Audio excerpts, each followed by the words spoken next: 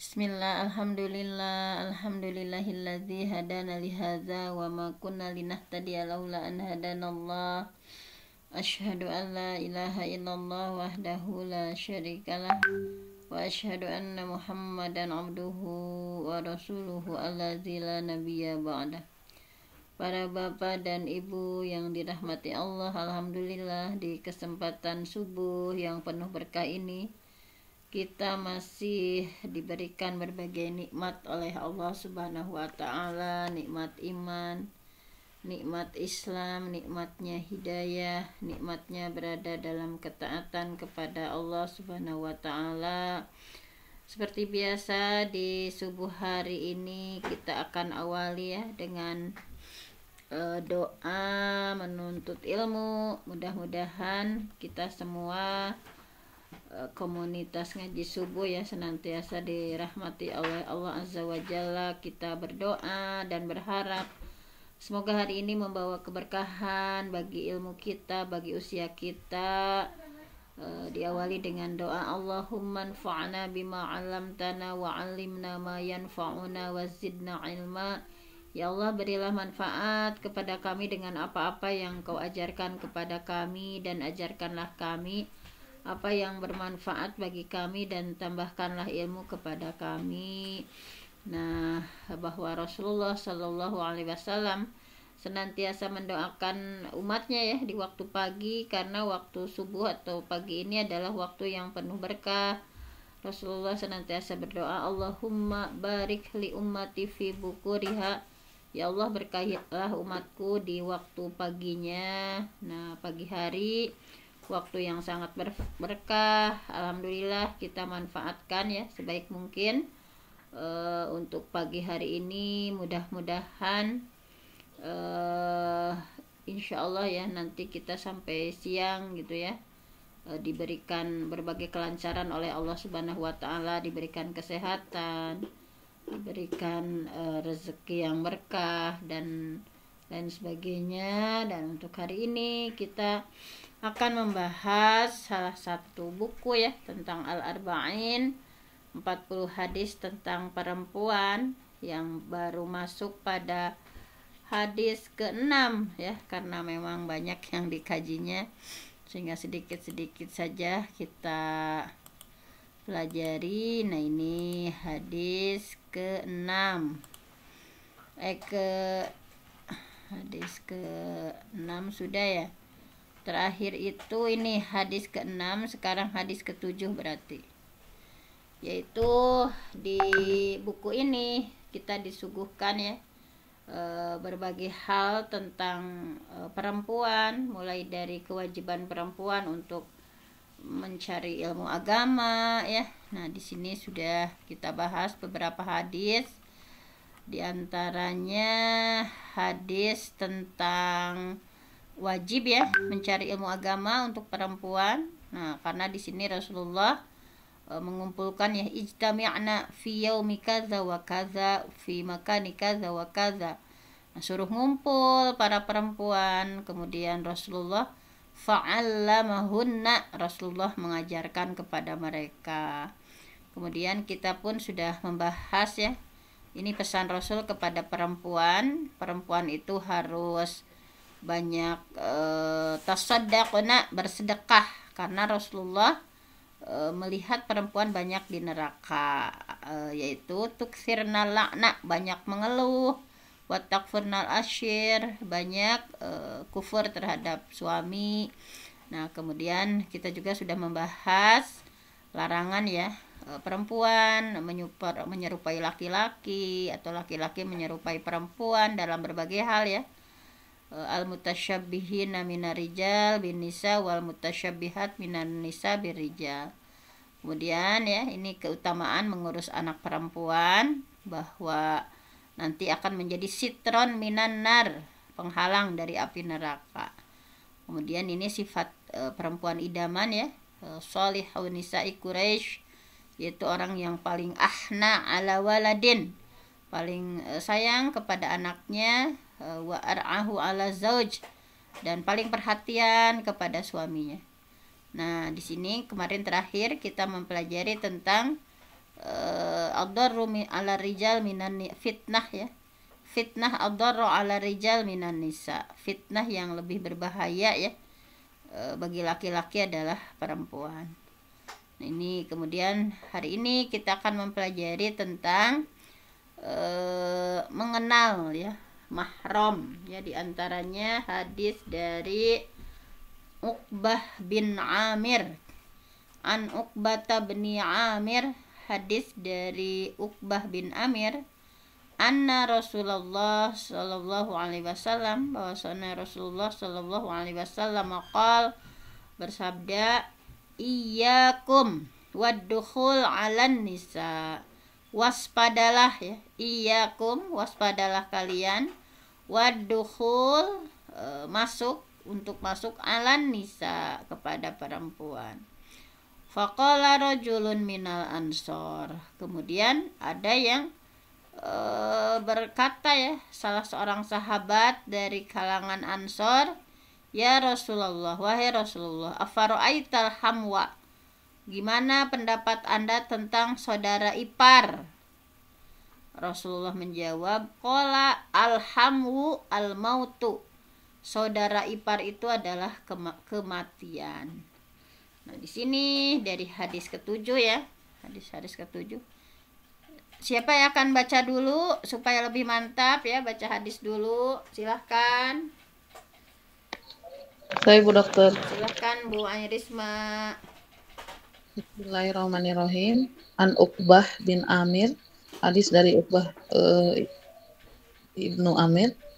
Anna Rasulullah, sesungguhnya Rasulullah SAW qala, telah bersabda, iyyakum, waspadalah kalian semua, waddukhula, dan masuklah, alan nisa, Bukan masuklah Bun, iyyakum waspadalah, waddukhul untuk masuk. untuk masuk. Iyyakum, dan waspadalah kalian semua, waddukhula, untuk masuk, alan nisa'i, atas perempuan.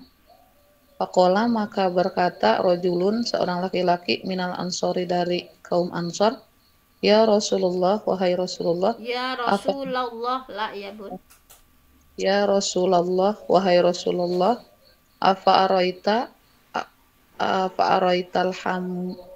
apa ini? Hamwa, apa pendapatmu tentang adik ipar itu? Ya, tentang ipar. Mau adik mau kakak ya, tentang ipar. Hamwa, ipar, kola, maka bersabda Rasul, alhamu al-mautu, ipar adalah kematian. Iya. Nah, ini ya, Rasulullah ya pernah ditanya tentang ini, bahwa ipar itu adalah bukan mahram ya. Terkadang ini pagiling gisik munsur sunnah namanya sarang ipar teh, bahwa hadis ini bahwa iyyakum waddukhul, berhati-hatilah ya nih kata Rasul, iyyakum, berhati-hatilah, waddukhul, kalian masuk ya menemui seorang perempuan.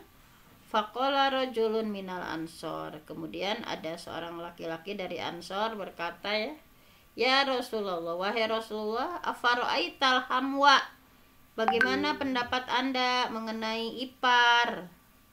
Nah, qala, kemudian Rasulullah menjawab, alhamu al-mautu, hamu, ipar adalah maut atau kematiannya. Apa maksudnya hamu adalah maut? Bahwa hamu ya yang dimaksud dalam hadis sebetulnya bukan hanya ipar saja ya. Pokoknya alhamu di sana itu adalah setiap kerabat dekat istri ya. Jadi setiap kerabat dekat istri yang bukan mahram gitu.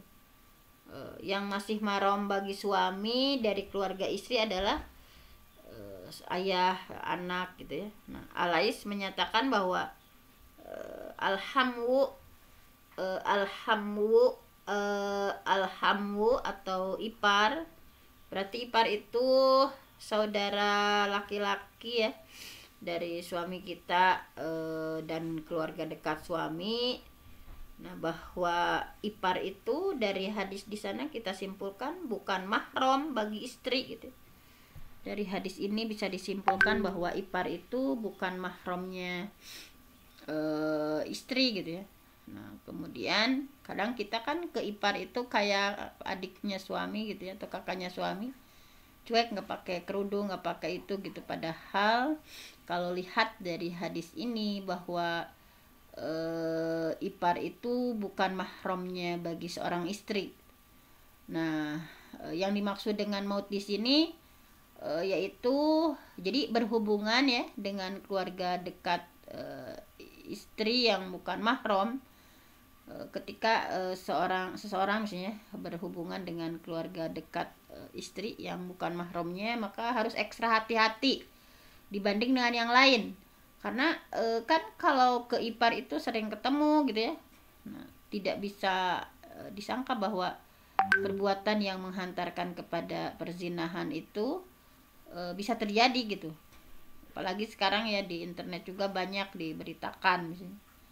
Nah, ini bahwa intinya harus ekstra hati-hati kepada orang yang di sekitar kita gitu ya. Bahkan itu bisa menghantarkan kepada perzinahan. Ini ya, hadis ini juga mengajarkan untuk memang larangan berdua-duaan atau dengan perempuan yang bukan mahram ya. Kita udah pernah sering mendengar bahwa la yakhluwanna ahadukum bi imra'ah fa inna syaitan thalithuhuma. La yakhluwanna ahadukum, janganlah salah seorang di antara kalian berkhalwat ya, berdua-duaan dengan yang bukan mahramnya. Fa inna syaitan, karena syaitan thalithuhuma, adalah yang ketiganya adalah syaitan. Namun ya, jika bersama perempuan itu ada perempuan lain atau ada mahramnya, maka tidak dilarang kalau seperti ini ya. Nah kemudian tidak panjang-panjang, intinya seperti itu ya hadis yang ini. Maksudnya kita masuk pada hadis yang lain. Nah, ini hukum berjabat tangan dengan perempuan. Nah, seperti apa kalau dalam hadis ini ya? Hukum berjabat tangan dengan perempuan. Kita baca dulu hadisnya. Bismillahirrahmanirrahim. An Umaymah bin Ruqayqah ya, hadis diterima dari Umaymah binti Ruqayqah. Annaha, sesungguhnya dia, qalat, berkata ya, ataitu Nabiya sallallahu alaihi wasallam, bahwa aku mendatangi Nabi ya, Nabi Muhammad sallallahu alaihi wasallam, fi niswatin minal ansor, bersama sekelompok perempuan Ansor. Jadi Umaymah ya, ceritanya menemui Rasul segerombolan ya, dengan sekelompok perempuan Ansor. Nubayi'uhu, kami membaiat, nubayi'uhu, kami akan berbaiat kepadanya ya, kepada Rasul. Fakulna, maka kami berkata, ya Rasulullah, wahai Rasulullah, nubayi'uka, kami membaiatmu ya, kami berbaiat kepadamu, ala ya, berjanji, berbaiat itu ya, berjanji untuk apa? Ala alla nusyrika billahi syai'a, kami berjanji tidak akan menyekutukan Allah dengan sesuatu apapun. Wala nasriqa, kami berjanji tidak akan mencuri. Wala nazniya, kami berjanji tidak akan berzina. Kemudian wala na'tiya bibuhtanin naftarihi baina aidina wa arjulina, kemudian kami tidak akan mendatangkan kebohongan ya, yang dibuat-buat di antara kami. Wala na'sika fi ma'ruf, kami tidak akan memaksiati kamu, yang memaksiatimu dalam perkara yang baik. Qala, nah kemudian Rasulullah menjawab ya, Rasulullah bersabda, istata'tunna wa ataqtunna. Nah, kata Rasul, sesuai kemampuan kalian dan sesuai dengan kekuatan kalian. Kemudian faqalat, kemudian ya, dia siapa yang berkata ini ya, bahwa ketika Rasulullah nya etama kumaha kemampuannya sesuai dengan kekuatan kalian. Kemudian kami berkata, Qalat ya, dia perempuan itu ya, Umaymah berkata, kulna ya, kemudian kami menjawab, Allah wa rasuluhu arhamu bina, bahwa Allah dan Rasulnya lebih menyayangi kita gitu ya. Nah, halumma nubayyaka. Nah, halumma itu artinya kesini ya, kemari gitu. Jadi kan pengen sesalaman sama Rasul ya, kan sedang berbaiat, berjanji sama Rasul tidak akan begini, tidak akan begini, tidak akan begini. Nah, kemudian halumma nubayyika ya Rasulullah, mari kemari. Nah, mau menjabat tangan Rasul ya kan, mau berbaiat. Jadi halumma nubayyika ya Rasulullah, kemari wahai Rasul supaya kami bisa berbaiat kepadamu gitu. Kemudian Rasulullah menjawab, faqala Rasulullah sallallahu alaihi wasallam, Rasulullah sallallahu alaihi wasallam menjawab, ini la usafihun nisa. Nah, sesungguhnya aku tidak berjabat tangan dengan perempuan. Inilah usafihun nisa, sesungguhnya aku tidak pernah ya, tidak akan pernah berjabat tangan dengan perempuan.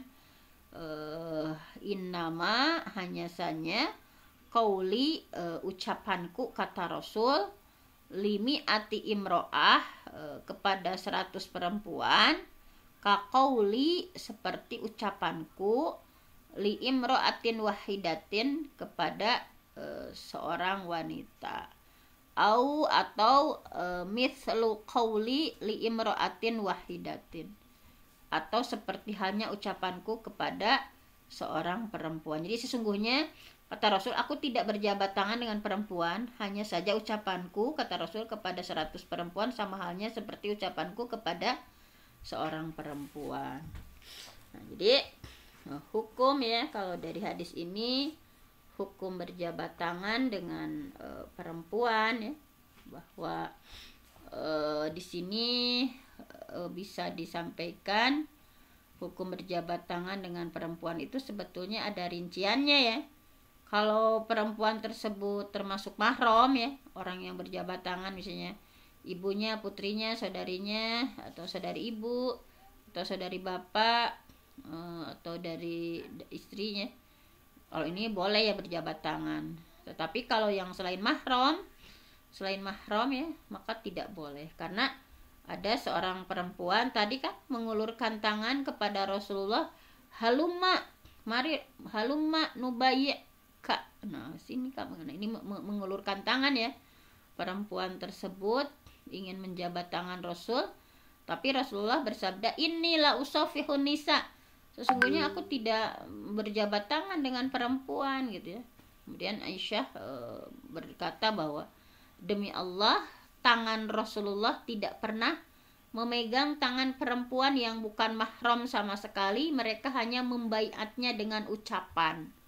Ini ada penguatan dari Siti Aisyah ya, bahwa demi Allah, tangan Rasulullah tidak pernah memegang tangan perempuan yang bukan mahram ya, sama sekali nggak pernah. Mereka hanya berbaiat dengan ucapan. Nah, oleh karena itu perempuan ya tidak diperkenankan berjabat tangan dengan laki-laki selain mahramnya, dan tidak boleh bagi seorang laki-laki berjabat tangan dengan perempuan selain mahramnya, berdasarkan tadi ya hadis ini, karena hal tersebut memungkinkan terjadinya fitnah. Tapi kalau hukum berjabat tangan dengan perempuan yang ini ada juga pendapat hukum berjabat tangan dengan perempuan yang sudah tua ya, dan ketika memakai sarung atau penghalang ya, ada ditanyakan, Abdul Aziz bin Abdullah bin Baz ditanya, apa hukumnya berjabat tangan dengan perempuan selain mahram apabila dia udah tua ya, dan apa hukum berjabat tangan dengan wanita selain mahram ketika memakai penghalang kain, semacam sarung tangan atau yang lain. Maka menurut Syekh Abdul Aziz bin Abdullah bin Baz menjawab bahwa tidak diperbolehkan berjabat tangan dengan perempuan selain mahram secara umum. Secara umumnya nggak boleh, baik itu adalah seorang perempuan tua atau muda. Dan yang berjabat tangan dengan seorang laki-laki tua ataupun muda, karena di dalamnya ada fitnah ya bagi masing-masingnya gitu. bahwa tadi inilah usofihun nisa, bahwa sesungguhnya aku tidak menjabat tangan perempuan. Dan Siti Aisyah pun menegaskan, ya demi Allah tangan Rasul tidak pernah memegang tangan perempuan yang bukan mahramnya sama sekali, karena mereka hanya berbaiat dengan perkataan. Jadi tidak ada bedanya berjabat tangan dengan misalnya dihalangi dengan sapu tangan atau dengan tanpa penghalang. Nah, dengan keumuman dalil ini intinya menutup jalan untuk mendatangkan fitnah. Nah, ini ya tentang hukum berjabat tangan dengan perempuan. Nah, ini masih ada waktu lagi ya. Ini dibaca dulu. Siapa yang akan membacanya? Dokter, Gimana? boleh nanya sedikit tentang salaman? Ya, gimana Bunda Irisma? Ini kadang kita kan punya guru ya, di MTS atau MI dulu gitu. Beliau nggak tahu hukumnya boleh atau tidak dengan kita, karena menganggap kita murid, kita pun menganggap beliau guru. Gimana Ustazah itu pendapatnya? Kalau kita nggak menyulurkan tangan, kita takut nggak sopan gitu. Gimana ya Ustaz solusinya? Ya, ini memang ada beberapa pendapat sih ya. Sama saya juga memang kadang ada kita ya kayak nggak sopan gitu, biasanya ke guru itu tuntangan gitu ya. Nah, tapi memang ini ada beberapa pendapat, misalnya ada pendapat ulama yang pokoknya sekelompok yang sudah sepakat bersentuhan kulit dengan lawan jenis itu haram gitu ya. Pokoknya itu udah sama-sama balik, baik guru ke murid ya, baik itu menimbulkan syahwat atau tidak. Nah, itu juga ada yang berpendapat seperti itu. Misalnya tadi ya, kita misalnya sebagai guru ya, misalnya ke murid. Nah, saya juga misalnya pernah ya, terkadang misalnya kita udah menjadi lumrah kalau di Indonesia itu ya, antara guru dan murid itu udah SMA misalnya udah balik ya, tetapi susah misalnya berjabat tangan itu kalau berdasarkan, karena ini ada dua pendapat juga ya, ada hadis-hadisnya juga. Kalau pendapat yang tadi yang mengharamkan dilihat dari hadis-hadisnya, la ayyu ta'ana fi ra'si ahadikum bi mikhyati min hadid khair lahu min ayyamassa imra'ah la tahillu lahu. Jadi kepala salah seorang kalian ditusuk dengan jarum dari besi itu lebih baik bagi dia daripada menyentuh perempuan yang tidak halal baginya. Kemudian tadi ya, bahwa wallahi ma massat yaduhu yada imra'ah qattu fil mubayya'ah ma yubayyahunna illa qawlihi qad bayatuhu ala zalik, bahwa tidak, demi Allah tangan beliau, tangan Rasul tidak pernah sama sekali menyentuh tangan perempuan ketika berbaiat, kecuali hanya dengan ucapan ya. Nah, ini adalah kebiasaan yang diterapkan di masyarakat. Kadang kalau lihat dari sini ya, bertentangan dengan syariat Allah, berjabat tangan dengan lawan jenis ya, mau itu kedudukannya guru ke murid, karena ini pendapat ini ya, karena sama-sama sudah balik, mau ada syahwat ataupun tidak. Ini berdasarkan ini, bahwa jabat tangan dengan mahasiswa dengan dosen, guru dengan murid, kalau pendapat ini ulama yang kelompok ini jenisnya haram. Pokoknya dengan ada jabat tangan tetapi dengan simbol gitu, simbol seperti ini. Jadi begini, simbol seperti ini. Kecuali kalau dengan masih kecil ya, kayak anak TK misalnya atau SD yang belum balik ya, nah itu boleh. Itu pendapat pertama. Tapi misalnya ada juga kita lihat pendapat lainnya ya, misalnya ketika pendapat lainnya musafahah ya antara laki-laki dan perempuan. Kalau di sini misalnya saya sampaikan ya dari mayoritas, nah ini mayoritas ulama ya, kecuali mazhab Imam Syafi'i. Nah, ini kalau ini mazhab Imam Syafi'i membolehkan berjabat tangan atau bersalaman atau musafahah dengan perempuan tua yang bukan mahram. Nah ini kalau Imam Syafi'i seperti ini, jabat tangan dengan perempuan yang haram ya berdasarkan sabda Rasulullah tadi, inilah usofihun nisa ya, aku tidak berjabat tangan dengan perempuan. Mayoritas ulama selain mazhab Imam Syafi'i membolehkan berjabat tangan dan bersentuh tangan perempuan tua yang tidak bersyahwat karena tidak khawatir adanya fitnah. Kalau Imam Hambali ya makruh. Nah, jadi ini beda-beda pendapat. Kalau Imam Hambali memakruhkan berjabat tangan dengan perempuan dan melarang keras termasuk dengan mahram gitu ya. Kalau Imam Mazhab Hambali boleh jabat tangan bagi seorang bapak dengan anaknya dan membolehkan jabat tangan perempuan tua ya, atau ya udah tua, nah itu boleh. Sedangkan kalau mazhab Syafi'i ini dari saya kutip langsung ya dari mazhab Imam Syafi'i, beliau ya mazhab Imam Syafi'i mengharamkan jabat tangan dan memandang perempuan sekalipun hanya perempuan tua gitu. Hanya saja mazhab Imam Syafi'i membolehkan jabat tangan antara laki-laki dan perempuan yang bukan mahram dengan dihalangi kayak sarung tangan misalnya. Nah, mazhab Imam Syafi'i seperti itu ya. Kalau kita ingin mengetahui pemikiran dari mazhab Imam Syafi'i, jadi menurut mazhab Imam Syafi'i bahwa mengharamkan ya jabat tangan atau melihat perempuan sekalipun perempuan itu tua. Nah, hanya saja mazhab Imam Syafi'i membolehkan jabat tangan ya antara laki-laki dan perempuan yang bukan mahram asal dihalangi semacam sarung tangan. Di sini ya bahwa wa hurima syafi'iyah ya al-massa wan nadhara lil mar'ah mutlaqan walau kanat al-mar'ah ajuzan wa tajuzul musafahah bihail yamna'ul massa al-mubash. Nah ini bahwa mazhab Imam Syafi'i mengharamkan ya bersentuhan dan memandang perempuan secara mutlak meskipun hanya perempuan tua, tapi boleh berjabat tangan dengan alas kayak jenis sarung tangan atau kain ya. Kalau di sini istilahnya bihail, jadi ada penghalang yang mencegah bersentuhan langsung.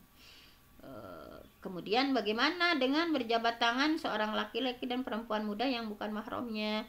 Nah, ulama ya memang dari 4 mazhab itu dan Ibnu Taimiyah mengharamkan ya hal semacam itu. Tetapi ulama dari mazhab Hanafi memberikan catatan ya bahwa keharaman itu berlaku sejauh perempuan muda itu dapat menimbulkan syahwat. Ini kalau menurut Imam Hanafi ya, bahwa wa amma musafahatu rajulil mar'ah al-ajnabiyyah syabah faqad zahabal Hanafiyah wal Malikiyah wasyafi'iyah wal Hanabilah fi riwayah al-mukhtarah wa Ibnu Taimiyah ila tahrimiha wa qayyadal Hanafiyah at-tahrim bi an takuna syabah mustahah wa qala al-Hanabilah wa sawa'un akanat min wara'i ha'il kathaubi wa nahwihi amla.